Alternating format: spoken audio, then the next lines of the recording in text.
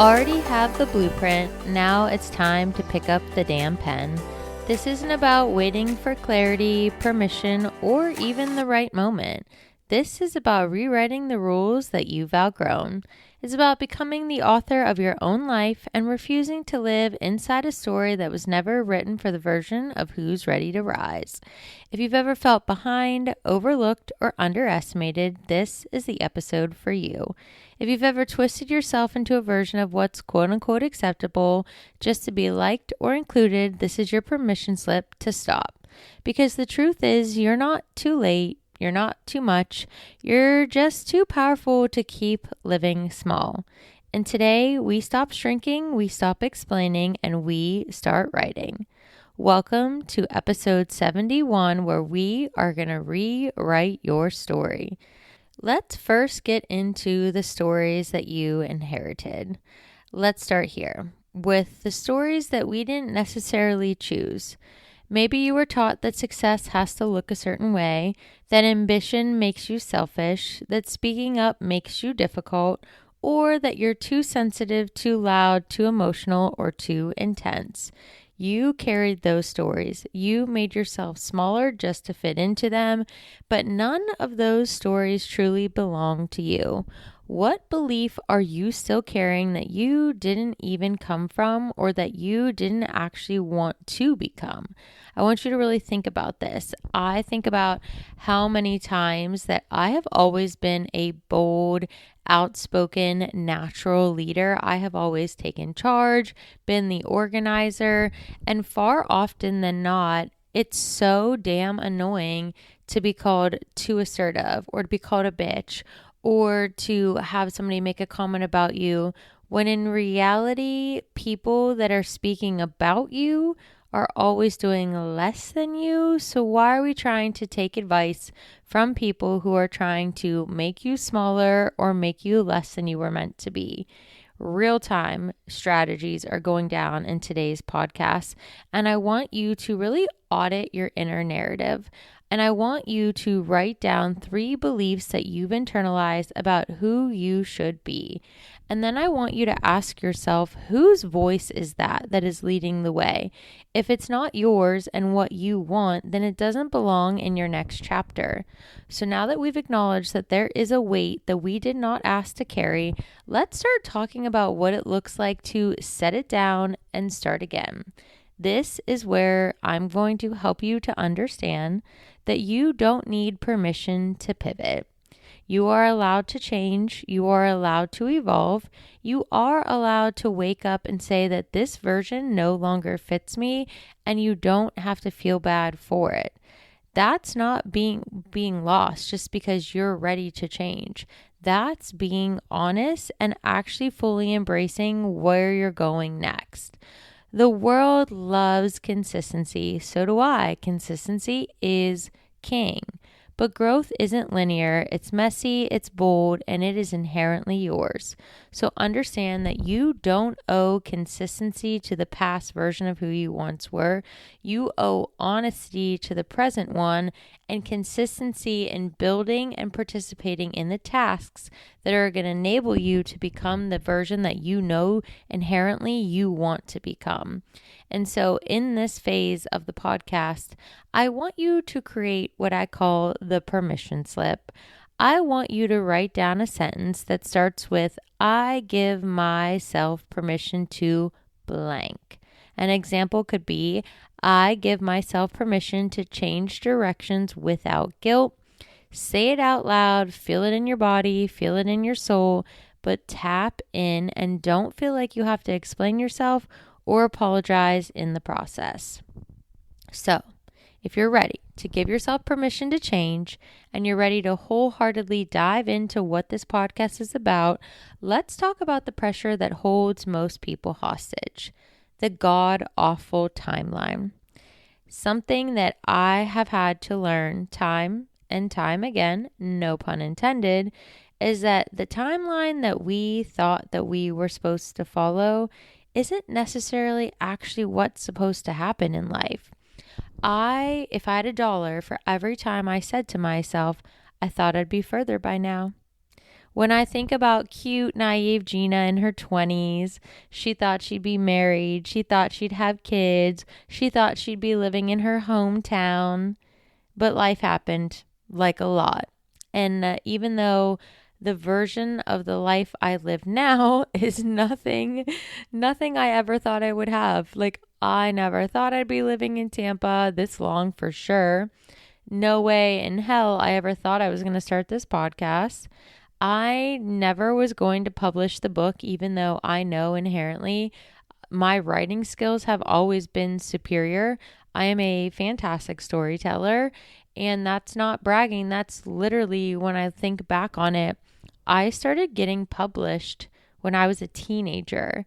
And I don't share that with a lot of people because I honestly almost forget that entire phase of my life because I feel like it's a completely different life I lived. And at the same time, that's exactly who I am because I have always been well written, well spoken, always just been somebody that goes to the beat of their own drum. But I do compare myself to other people, and I know that I have said that other people are ahead of me and I just don't understand what I'm doing wrong. And I used to say that I feel like I should have more to show for myself. And then I was creating like a couple spaces in my apartment that I just had not finished yet. And it was actually kind of making me emotional. And since my accident, I don't mean to be cold, but since my TBI, I just am not what you would call an emotional person. And I don't mean to be this harsh, but I just feel like I don't process things the same anymore. And that's why I was so surprised that like furniture and pillows could like make me feel the feels and like get the warm, tingly, fuzzy feeling. And then for some reason, it was like my brain tapped into my childhood. And having this beautiful space and having a place that I can be proud to live in and come home to and invite people over to, these are things I dreamed about as a child that were not real and were not my reality back then. And so when I think and I stupidly say I should have more to show for myself, I have to remind myself, Gina, look around. You have stability. You are safe. You have a home. This is yours, like it's your apartment. It's the space that I curated and created. And I didn't have my own space for so long. And I had no stability growing up, and we were moving and things were changing. And then everything happened the way it happened. And so I've realized, and I hope if you're in the same boat, this narrative that we are telling ourselves is poison. It tells you that if your milestones don't match some invisible checklist, you're behind.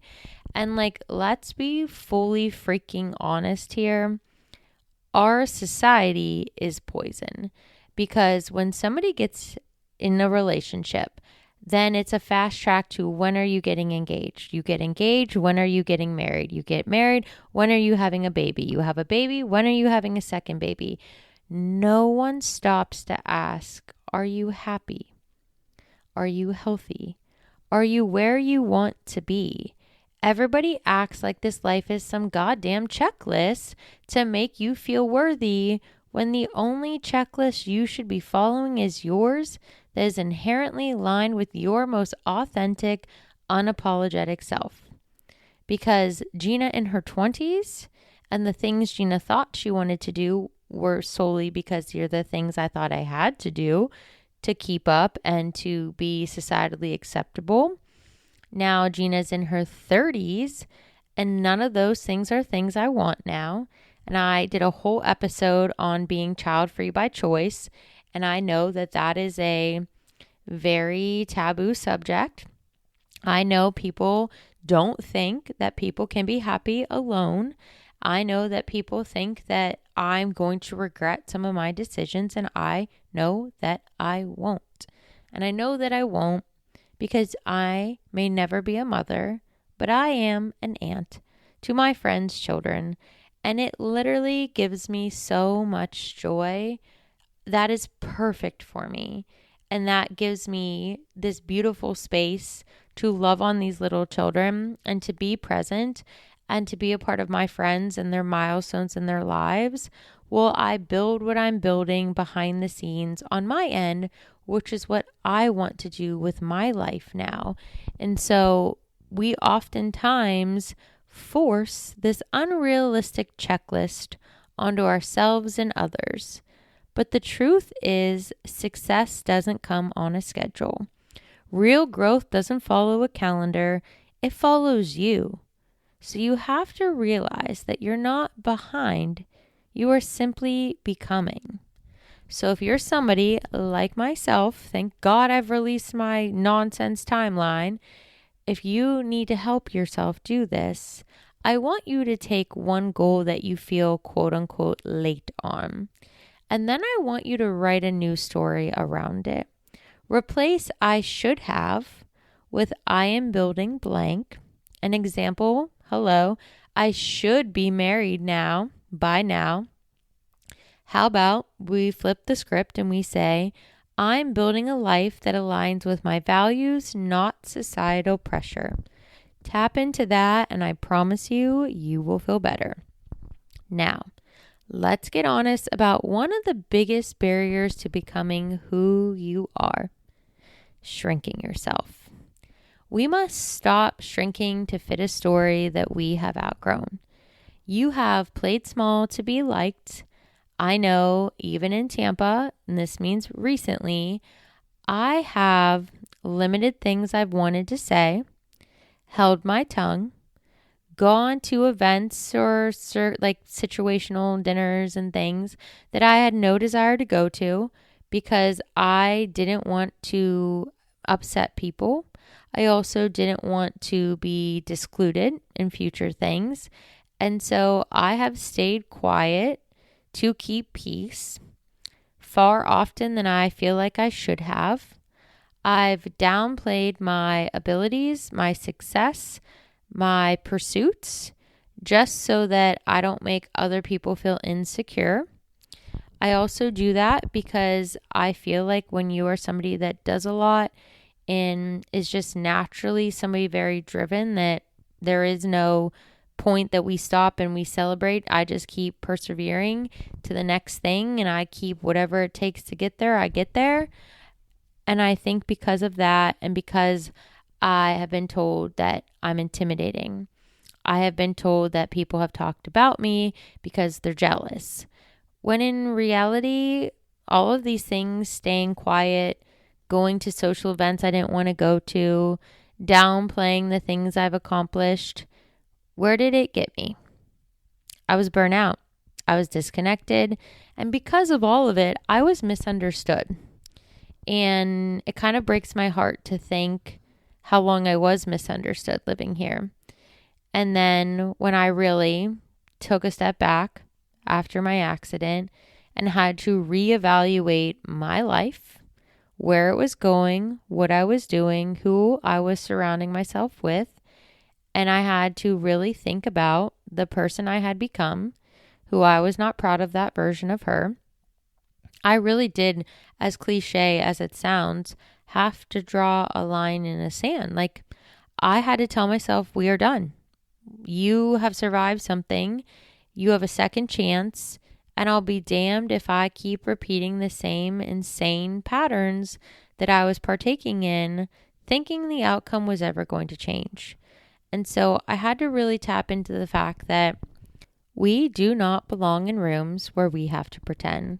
We do belong in rooms where our realness makes people rise, our success inspires and empowers, and we don't feel compelled to deal with jealousy or mean girl energy because we are accomplishing what we're accomplishing on our own timeline.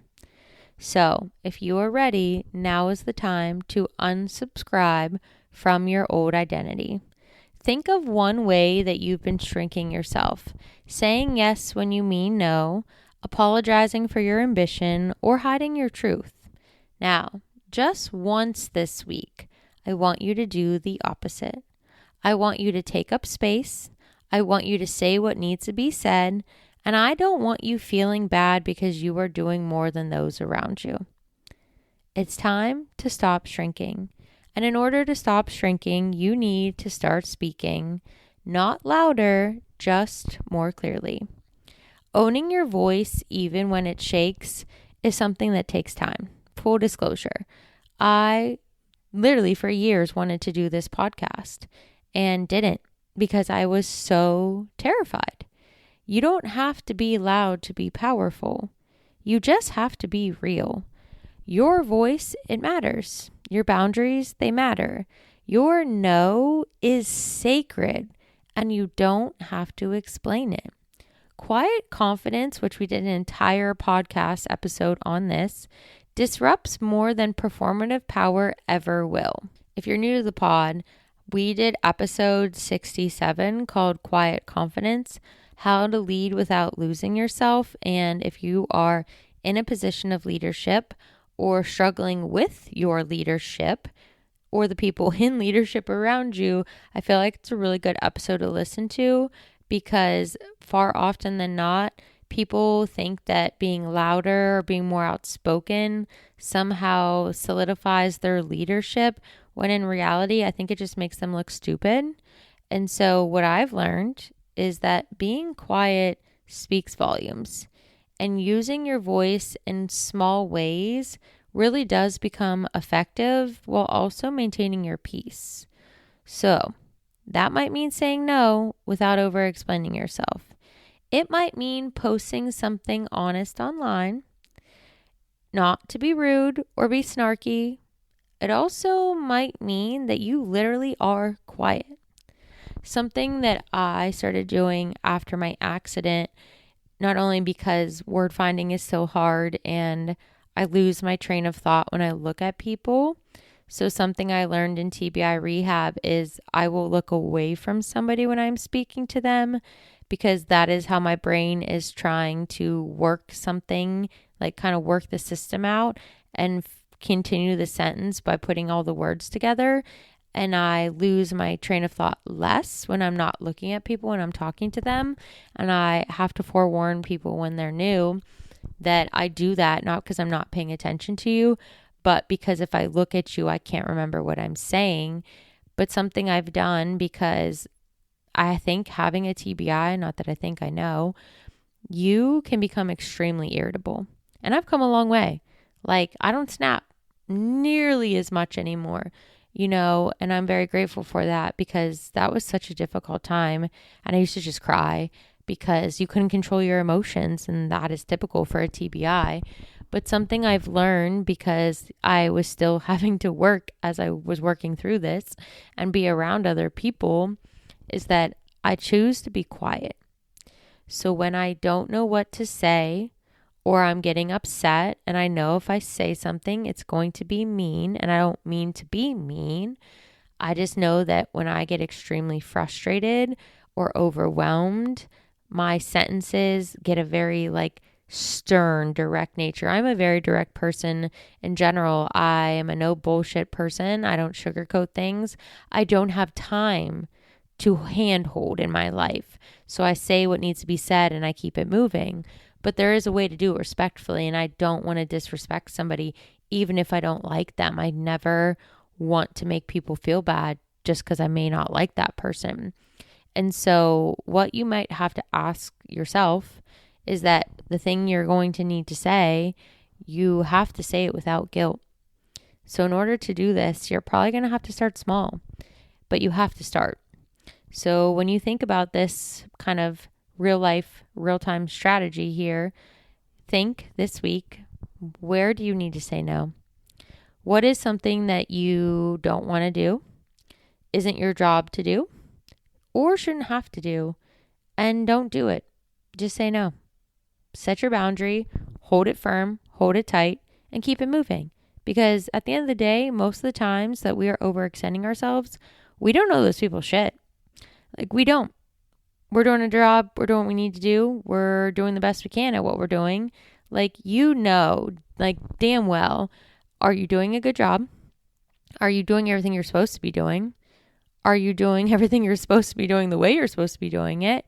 And like I told somebody the other day, I always remember the statement, a fingernail more.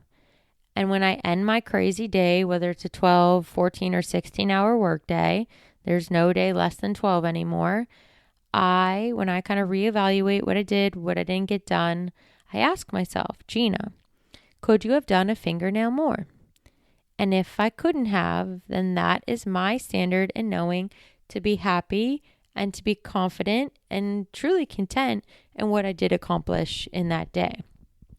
But full disclosure, this is not just about a mindset shift. You have to live the rewrite. And that starts with daily participation. There are rituals, and without being weirdly woo-woo or just like over the top, because I know not everybody's woo-woo, there are things that you can do to reinforce the rewrite. Reinvention isn't just mental, it's something you have to embody. It's emotional, it's repetitive. So something that I encourage you to do, and you might have to pause the pod or come back to this, but you have to get in touch with what you really want and where we're going and what you really would like to put in a past chapter. In order to do that, I have some journal prompts for you. If I could rewrite one chapter of my story, what would I change? I really think about this because people always ask if there was something you could go back to in your life, what would you change? And I think a lot of people assume I'm going to say like my childhood or my upbringing, and I actually wouldn't. I really do think that what I went through is truly why I am the way I am and why I want people to know like their worth, their value, how much I appreciate them. These are things that I didn't always get. But I think about what I would go back to. I think it's actually my college decision. I pressured myself into going into an expedited, accelerated program I got into because of my grades, because it would have saved me money on grad school. And if you've listened to the pod, you know the story does not go as planned because that school closed and changed its programming and dropped the program while I was in it. And I only chose that program for financial reasons because I was so terrified of how much debt I was going to have coming out of school. And because of that decision, I made a lot of other really terrible decisions.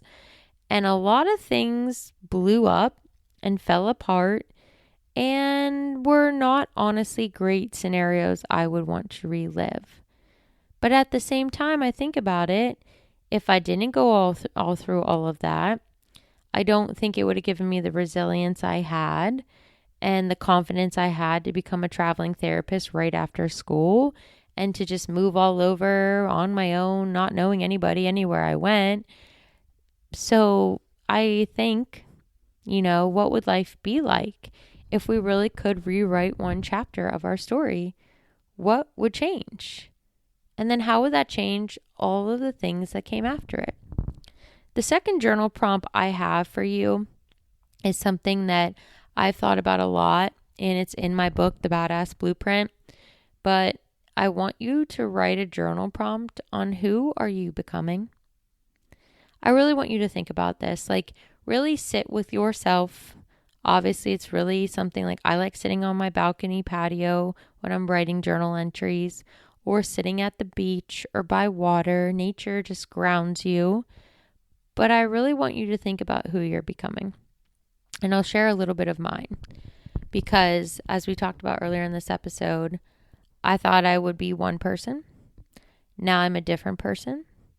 I've also had to become a person that is less active and less accomplished in the last few months as I have been unwell. And I think about who I'm becoming.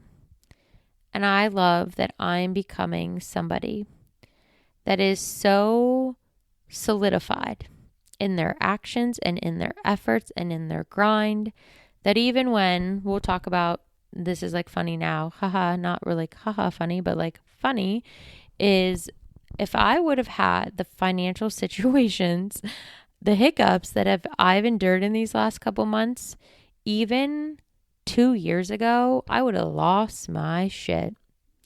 Y'all, I had to pay for my Invisalign in cash, for my fracture from my accident with my teeth being out of alignment, right? That was huge. Then my car broke down. $1,700, boom. Then your girl had to get a new MacBook. $2,000 out the door. And then if you've been following along the shit show that was my life last week, $400 more and a car problem, solely because I needed a battery and it was a whole miscommunication thing when my car got fixed the first time. I've also had over $1,000 in copays. And when people say to me, I don't know how you do it, blah, blah, blah, blah, blah. This is why I do this. I work 70 to 80 hours a week, nonstop, every single week of every single freaking month for this exact moment. I don't ever want to be in a situation again, because 2 years ago, this was a reality where I am living less than paycheck to paycheck, and life happens, like getting freaking in a car accident when I got hit 70 miles per hour, drive off the side, like car a mess, obviously a hot ass mess medically. I was more terrified, not of my TBI and having permanent brain damage. I was more terrified that how was I going to afford to pay my bills while I was in treatment? And I think that's so damn sad that the only thing that I was concerned about at the time was what the hell was I going to do financially, because I was so messed up. And now I am becoming somebody that is building stability slowly. Obviously, I chose to live in Tampa, which sometimes you wonder is a mistake because it's so god-awful expensive, but it's also full of opportunity. For me, Tampa inspires a different level of grind. Like, I just see people doing extremely well, like a level that I didn't know was possible. And to me, instead of looking at these people and feeling jealous, I just think, like, how freaking incredible is that? And obviously there's a lot of people here whose mommy and daddies have paid their way and have given them a freedom and set them up for a whole different lifestyle, and to each their own. You know, I just always hope those people appreciate how blessed they are. But for the self-made people in this town, the people that have been through hell and back, who have built companies, built foundations, built these incredible organizations, like, those are my people. I'm blessed to be surrounded by them at all the events I do. And there are so many people grinding 100 times harder than me. And so I am becoming a person that is in these spaces who used to feel like an imposter, who is now keeping her shoulders back because she knows she belongs. So if you're looking for a little woo-woo and you want a mantra, something as simple as saying to yourself, I trust the pace of my growth. Or as simple as, I don't shrink anymore. When you are in a position where you're faced with resistance, I highly encourage you to take it back to a statement. I have one on my phone that I read myself, and just remind myself that even though I am not where I want to be, I'm a hell of a lot further than I was 2 years ago, and now 1 year ago, and I am directly in line with the path of where I'm going to go. Now, if you want physical rituals and routines to help you, I highly encourage you, especially if you're a brand, a business, an entrepreneur. I didn't even know some of my bios were linked on pages that, like, don't even have the right link to, like, all of the things that I do.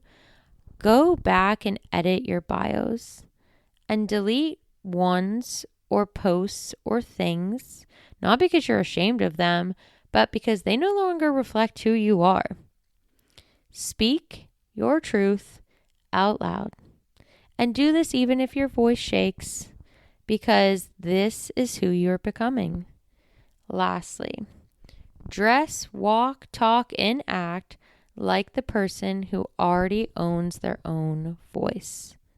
You're going to get there, but you'll get there a hell of a lot faster if you fully embrace it now instead of quote unquote waiting for the right moment, because the right moment doesn't exist. One habit that you can implement in these rituals, and it can be something you already do, but for example, repeating your mantra while brushing your teeth might sound crazy, but you're looking at yourself in the mirror, correct? Remind yourself of who you are. Write your journal prompt before bed. I like to do that at night because then I clear my head. I clear myself of the crazy. I've said this on a previous episode. I know that some people are bothered by being called crazy or even just that word being said. I know that I am not well. Like, I literally have a TBI.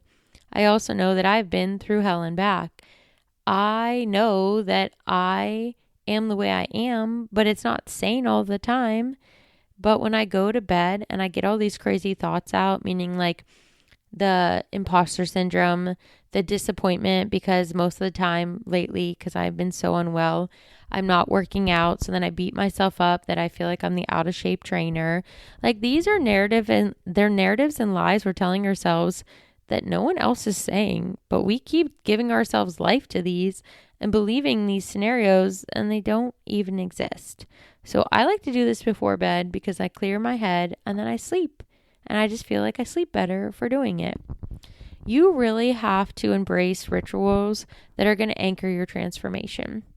And in order to do this, you have to be mindful of who you interact with, the spaces that you take up space in, the spaces you choose to enter, and ensure the fact that the people in your life aren't the kind of people who are talking shit about you because you might be doing more than them, but they're the kind of people that will appreciate your effort, say thank you, and boldly talk about you and how wonderful you are when you're not physically in the room.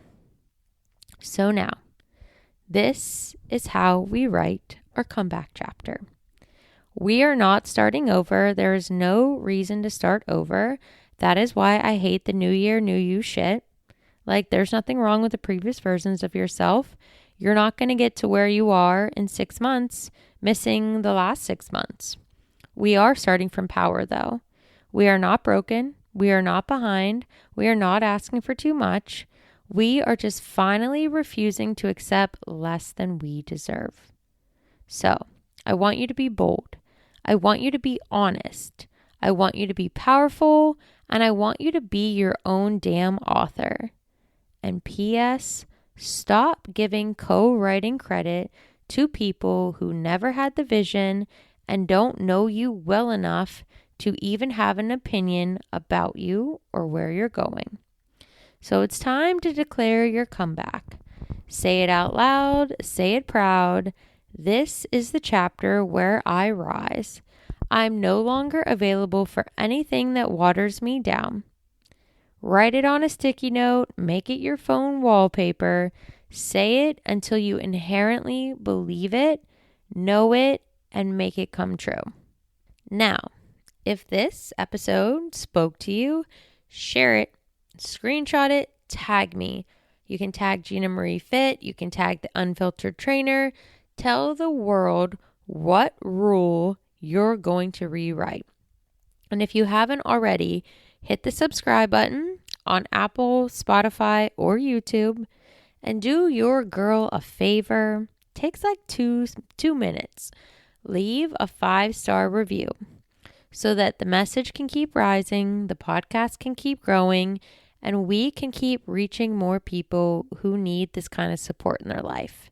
Because this isn't just a podcast, it's truly becoming a movement, and your story deserves to be heard. Until next time, y'all, be bold, be honest, be badass, and be you. And P.S., be the kind of people you want to see in life. Be the change, and let's put the human back in humanity. I'll see you in the next episode.